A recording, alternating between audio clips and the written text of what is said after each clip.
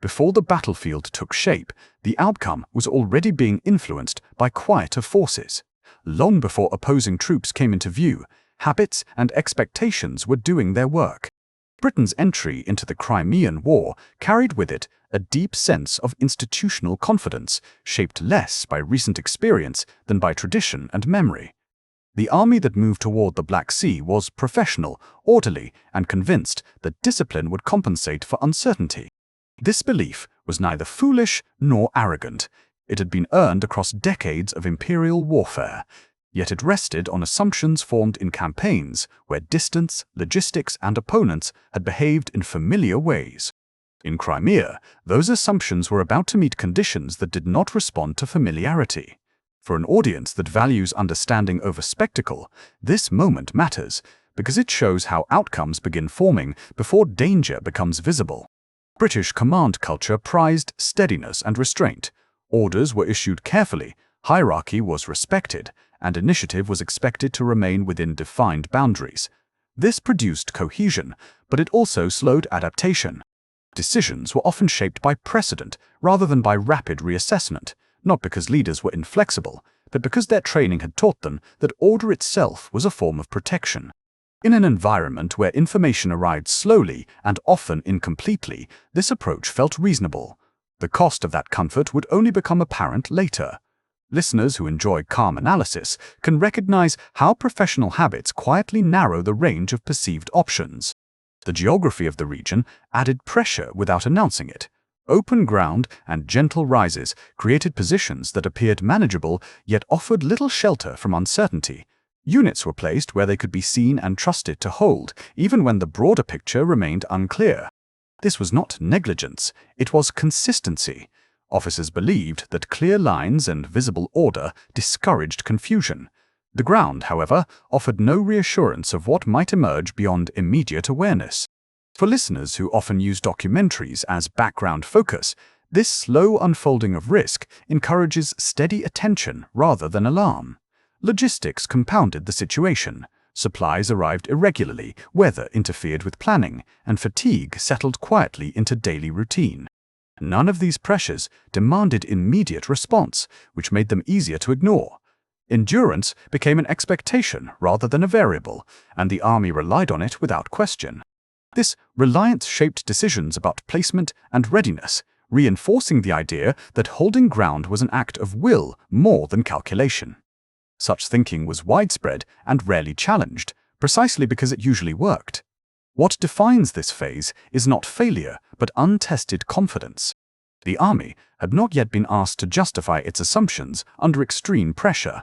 Routine continued, movements followed established patterns, and the absence of crisis allowed habits to deepen. For an audience seeking relaxation alongside insight, this calm persistence creates a steady rhythm, one that invites reflection rather than tension. Underlying everything was a belief in character.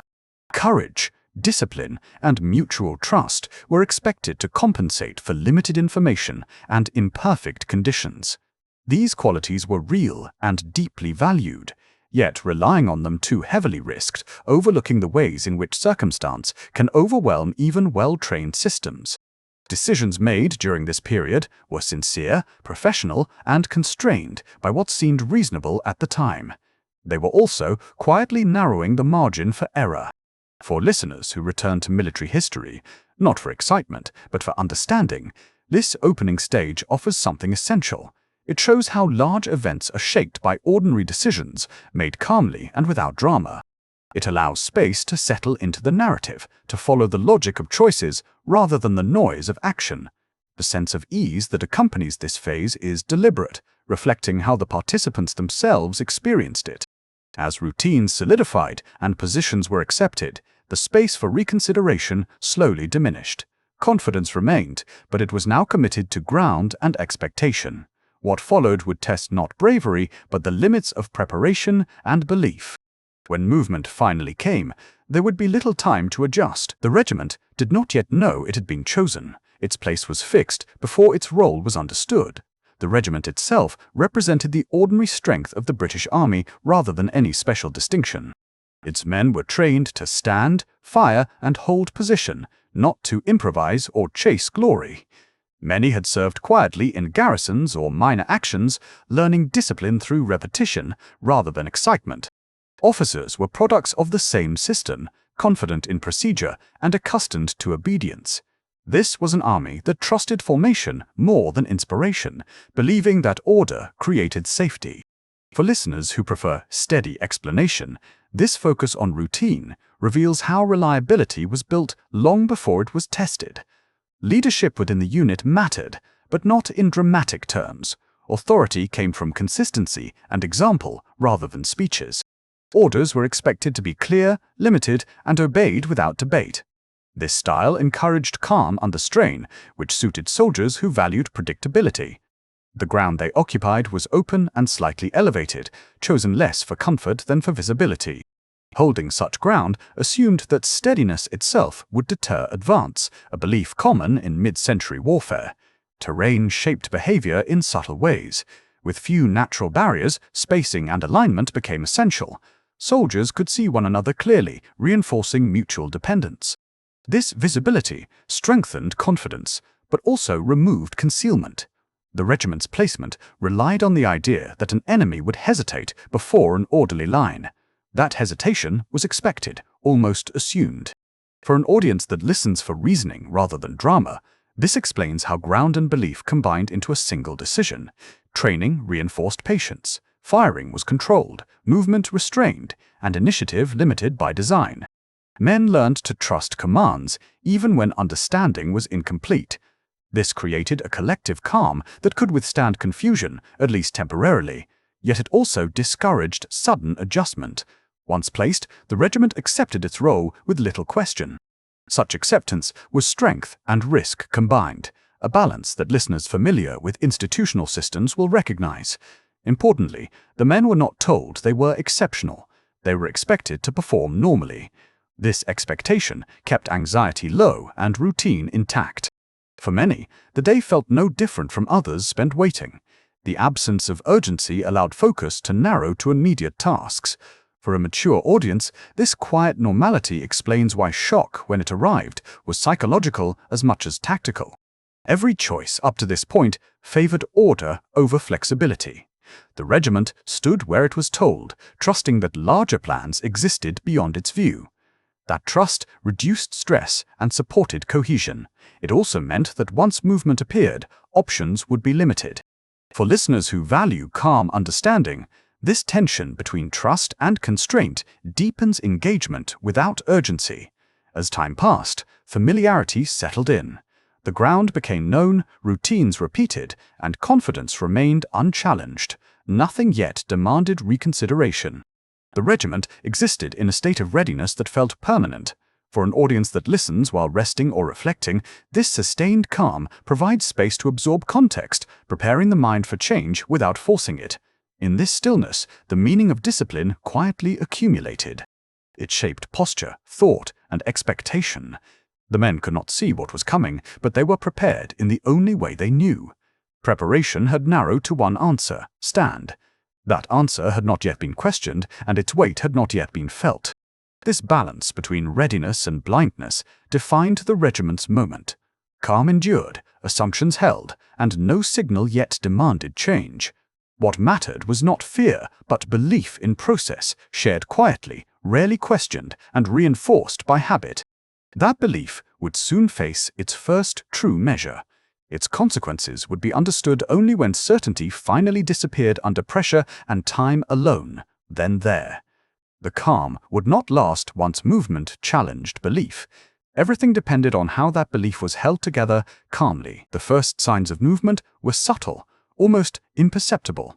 A shift in noise, a ripple across the horizon, a sense that the ordinary day had ended. The enemy's approach was deliberate and measured, yet it carried an inevitable pressure that the regiment had not directly felt before. Officers and men relied on the clarity of their training to guide their responses, understanding that even small mistakes could have outsized consequences. Decisions now required attention to both what could be seen and what could not. The soldiers faced not only a numerical challenge, but an informational one. Uncertainty shaped perception as much as immediate danger. For listeners who value careful reasoning, This stage illustrates how awareness, observation, and judgment define outcomes in ways that force alone cannot. Every action depended on timing. Leaders communicated through gestures, shouted commands, and the discipline embedded in years of routine. Soldiers adjusted in response, following instinct reinforced by repetition rather than improvisation. The moment demanded calm observation as much as any physical action. Patience became a tool, holding positions and awaiting orders with steady anticipation. Listeners accustomed to reflective engagement can appreciate the subtle interplay between preparation and situational awareness, where success depends on knowing both what is fixed and what is flexible. The approaching forces created a quiet tension. The line of infantry could see shapes forming, but not the details. Distance and smoke obscured the scale, and imagination often exaggerated or diminished perceived threat. Here, professional habits tempered instinct. Men did not rush to respond. They did not anticipate disaster. Restraint itself became a stabilizing force, a quiet form of control amid uncertainty. For the audience who values calm explanation over dramatic spectacle, this illustrates the disciplined mindset that sustained cohesion without panic. Orders were repeated in measured tones, confirming placement and stance. Soldiers maintained alignment, adjusted spacing, and prepared to respond to contingencies, all without haste. This careful coordination reflected training and trust in leadership. The decision-making layer was subtle, almost invisible to an outsider, but essential to holding the line. Those listening are invited to follow reasoning and anticipation rather than action, understanding the mechanics of human behavior under constrained conditions. Even as the enemy drew closer, perception remained uneven.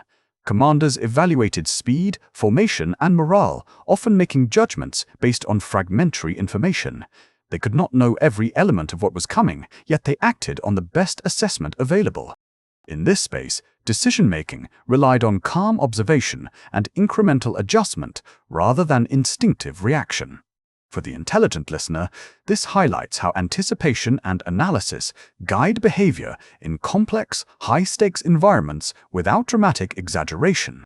The regiment's internal cohesion became more evident as subtle shifts tested attention and communication. Soldiers responded to each other as much as to formal commands. Alignment, posture, and readiness reinforced collective stability. Each man's attention to routine multiplied across the line, creating a network of small, deliberate actions that maintained order.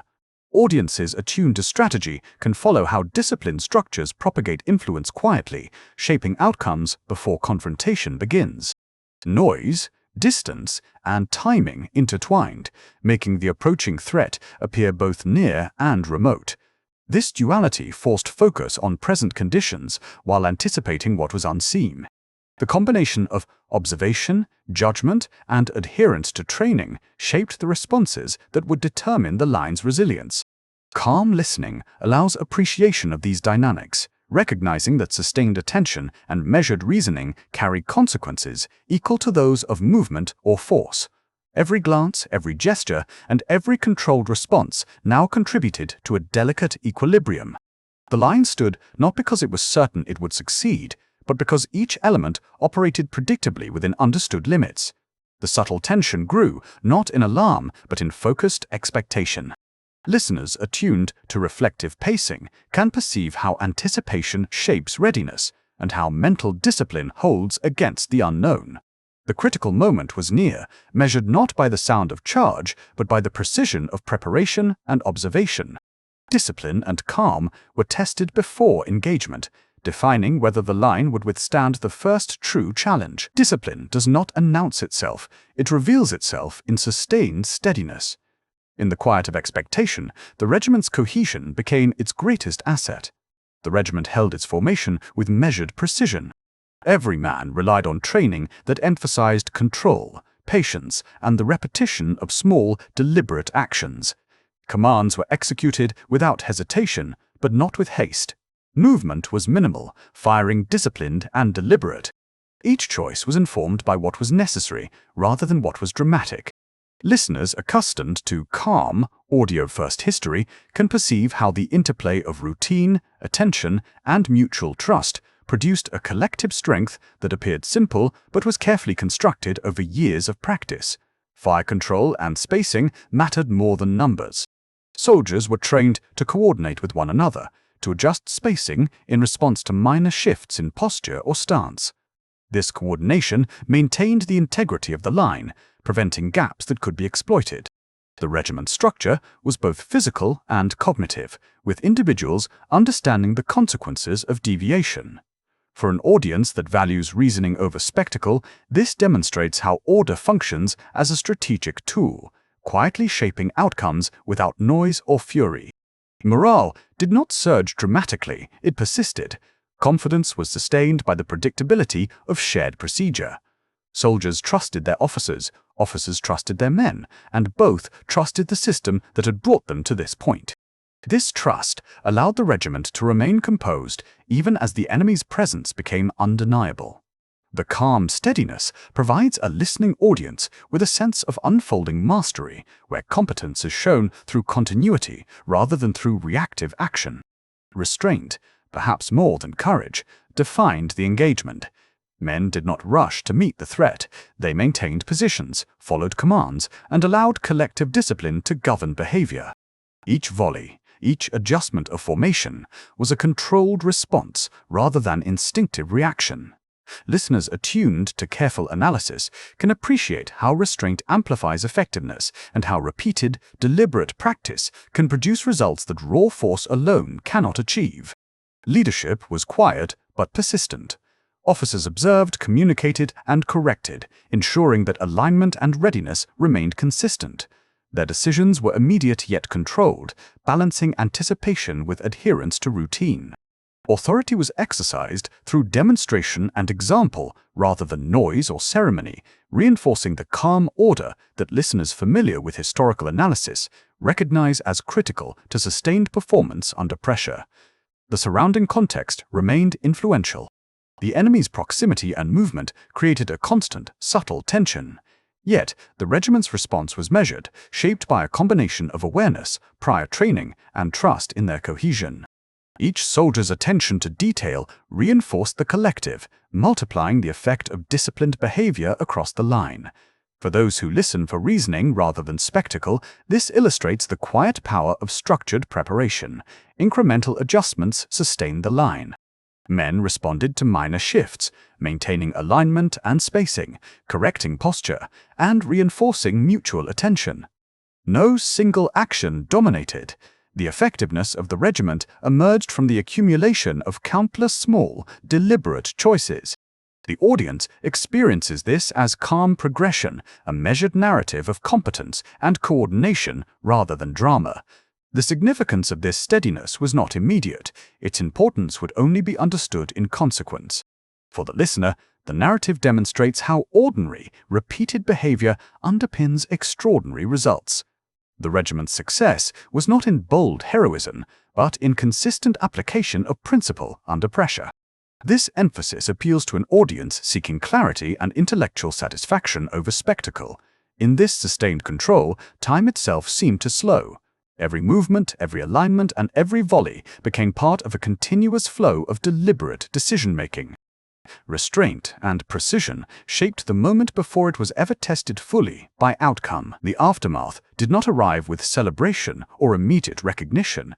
Instead, it settled quietly, measured in reports, observations, and the slow turning of opinion. As the engagement concluded, those present reflected on what had occurred without exaggeration. The men returned to routine, officers filed reports, and observers noted details that would later form the basis of analysis. Immediate outcomes were clear in operational terms. The line had held, positions remained, and casualties were accounted for. Yet understanding the significance required perspective, something that only time and reflection could provide. For listeners who prefer thoughtful pacing, this stage allows calm absorption of the implications rather than the drama of action. Reactions varied subtly among participants. Officers praised discipline and steadiness, while soldiers, accustomed to following orders, focused on the tangible tasks they had completed. There was little self-congratulation. The act of holding the line was treated as duty fulfilled rather than a personal achievement. This understated response highlights how professional norms shape perception and emotion in military contexts. For an audience attuned to methodical analysis, this reinforces the role of habit and expectation in shaping experience. Observers from outside the regiment noted what had occurred, framing it within broader strategic thinking. Reports emphasized the restraint and cohesion of the troops rather than individual heroism. This external perspective would later contribute to interpretations of the event as a defining moment. Yet at this stage, the assessment remained incomplete, partial, and cautious. Listeners who enjoy immersive, audio-first history can appreciate how meaning accumulates gradually, built from measured observation rather than spectacle. The immediate operational consequences were subtle but real. By holding positions, the regiment prevented shifts in enemy deployment and maintained integrity in the broader defensive arrangement. This created a ripple effect, influencing decisions beyond the immediate line. The audience, focused on reasoning and causality, can follow how a single disciplined unit shapes larger strategic outcomes without dramatic intervention. Morale and cohesion remained steady. The absence of panic, the continuation of routine, and the quiet acknowledgement of effectiveness reinforced confidence in institutional habits. Soldiers trusted the structures in place, while officers saw that training and discipline had produced tangible results. For listeners who value clarity and calm authority, this phase demonstrates the importance of mental and procedural stability in interpreting immediate consequences. Communication of outcomes followed formal channels. Dispatches and letters recorded events with careful language, emphasizing fact over emotion. The meaning attributed to the regiment's action evolved through reporting, highlighting coordination, resilience, and measured response. Audiences familiar with strategic analysis can appreciate how delayed understanding and careful observation shape collective memory. Even as recognition was slow, the significance of holding the line became apparent in conversations among commanders and peers. Analysts and historians would later identify this moment as exemplary, but the participants themselves experienced it quietly, without fanfare. For listeners who appreciate reflective storytelling, this approach emphasizes the calm development of importance rather than artificially constructed excitement. The subtle psychological effect of the event extended beyond the immediate actors.